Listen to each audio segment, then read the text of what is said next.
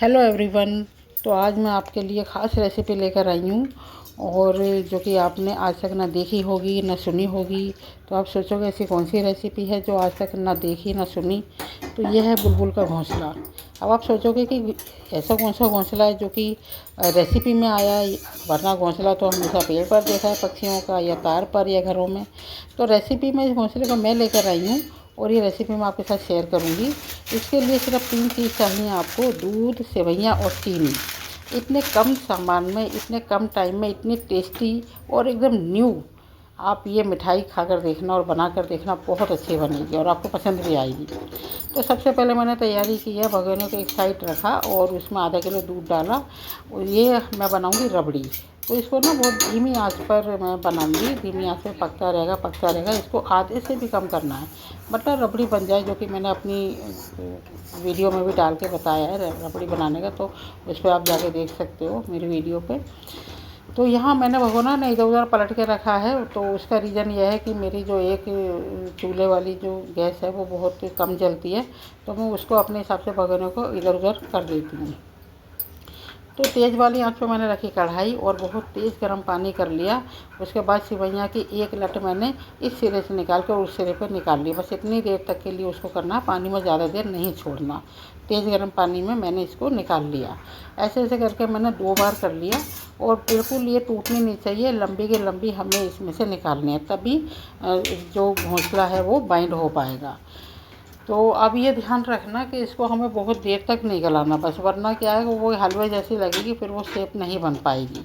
बस इतना ही निकाल कर आराम से हम निकाल लेंगे। उसके बाद थोड़ा सा अगर पानी है ना, बस पानी ऐसे निचोड़ दो इसके अंदर ही, फिर प्लेट में रख दो इसे। तो वो साथ के साथ ही बिल्कुल सही हो जाएगी। ये 1 मिनट में ही, मुश्किल से 1 मिनट भी नहीं लगेगा। तो इस तरीके से हो जाएगी। देखो बिखरी बिखरी भी और गली भी नहीं है बहुत ज़्यादा, हल्की सी चिपचिपी सी है। तो बीच बीच में हमें क्या करना है कि ये जो रबड़ी का ये जो दूध है इसको भी हमें चलाते रहना है, और ताकि नीचे से जो है दूध जले नहीं।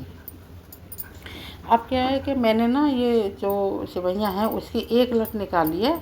एक लट निकाल के अपने हिसाब से मैं इसको गोल गोल घुमा रही हूँ। आप चाहो तो थाली की हेल्प से भी कर सकते हो या उंगलियों की सहायता से भी इसको गोल गोल घुमा सकते हो, जैसे भी आपको आसानी लगे। तो हमें इसको एक घोंसले की शेप देनी है, जैसा होता है घोंसला पक्षियों का, कटोरी जैसा। तो वैसा ही बनाना और बहुत अच्छी तरीके से इसको चारों तरफ से चिपकाना। इसका जो किनारा है ना वो अंदर की तरफ करना, लास्ट में बाहर करोगे तो वो खुल सकता है।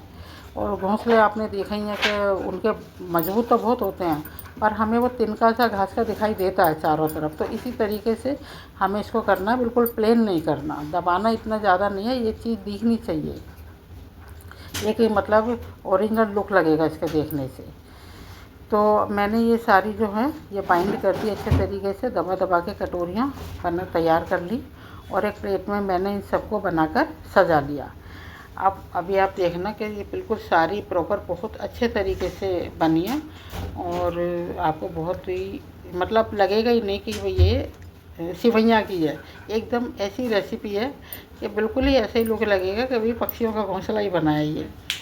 तो देखो ये बिल्कुल बनके तैयार हो गई है और इसको कम से कम आधे घंटे के लिए सुखाने के लिए रख दो, ताकि जब हम इसको तलें तो वो एकदम ज़्यादा मतलब सॉफ्ट नहीं होनी चाहिए एकदम, और जल्दी वो तल भी जाएगी। तो तलते टाइम हमें एक चीज़ का ध्यान रखना है कि जो इसका घी है वो बहुत तेज़ नहीं होना चाहिए और बहुत मतलब एकदम से ठंडा भी नहीं होना चाहिए। मीडियम आंच से थोड़ा सा कम, लो से थोड़ी सी ज़्यादा, ऐसी आंच हमें रखनी है। और ये मेरे पास एक जज्जर सा रखा था तार वाला, इसके अंदर मैंने रखा। अगर मैं इसको डायरेक्ट कढ़ाई में तलती तो फिर ये खुल भी जाती और पलटने में इनकी शेप बिगड़ जाती, थोड़ी मुश्किल होती। नीचे नीचे से सीख रही है। कढ़ाई में मैंने ज़्यादा तेल नहीं डाला, अगर आप ज़्यादा डालोगे तो आपको ये ऊपर से डालने की ज़रूरत नहीं पड़ेगी। इसको बहुत ज़्यादा नहीं सेकना, हमें सिर्फ इतना सेकना है कि थोड़ी कुरकुरी हो जाए। मैंने देखो कुरकुरी रखी है, अगर आपको थोड़ी सी मुलायम रखनी है तो आप कम सेक लेना। बाकी ये तो अलग ही बात रहेगी, मतलब खाने में भी मज़ा आएगा कि नीचे से एकदम कुरकुरी मिठाई, ऊपर से जो है रबड़ी डालोगे तो बहुत अच्छा लगेगा। अब धीरे धीरे देखो चलाते चलाते मैंने देखा रबड़ी भी तैयार होने लगी हमारी और ये सारी सिक गई। सीखने के बाद बहुत अच्छी आई है ये। उसके बाद एक कम सकरे मुँह वाली चम्मच लेकर इन सबको अच्छे तरीके से भरना है।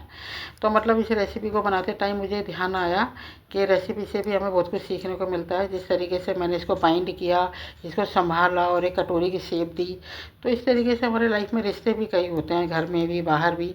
इसी तरीके से हमें रिश्तों को भी संभाल कर संजो कर रखना चाहिए। उससे क्या है कि लाइफ हमारी बहुत अच्छी चलती है, बहुत आसान हो जाती है। कुछ मुश्किलें जो हैं बहुत ईज़िली हम हैंडल कर पाते हैं। तो इधर जो है मैंने इसको ये सारी फिल कर दी हैं। और उसके बाद आप जिस तरीके से चाहो ड्राई फ्रूट से डेकोरेट कर सकते हो। मैंने आधा आधा बादाम डाल दिया, एक एक किशमिश लगा दिया, थोड़े से वो डाल दिए हैं पिस्ता। तो ये पूरी मेरी रेसिपी तैयार हो गई है। और एक गार्डन वाला लुक दे दिया है मैंने, जहाँ तबले रखे हैं, बाजा रखा हुआ है, तो ऐसा लग रहा है कि म्यूज़िक बज रहा है, तबले बज रहे हैं। तो उस टाइम पे मिठाई खाना तो बहुत मज़ा समझो 4 गुना हो जाता है ऐसे में। तो आप भी इस तरीके का माहौल बनाइए, इस मिठाई को बनाकर खाइए, आपको इतना ही आनंद आएगा जितना मैं आपको बता रही हूँ। सच में बहुत पहली बार ये रेसिपी आई है, आप खुद देखोगे पसंद आएगी बिल्कुल। मेहमान आए तो सबको दिखाओ, सब देख के हैरान हो जाएंगे। तो ये देखो कि अगर ये वीडियो आपको मेरी पसंद आई है, इसको शेयर कीजिए जितना हो सके मेरी, और चैनल को सब्सक्राइब कीजिए, मेरी वीडियो को लाइक कीजिए और सबको बताइए रेसिपी के बारे में। बहुत ही अच्छी रेसिपी है। तो वीडियो देखने के लिए थैंक यू।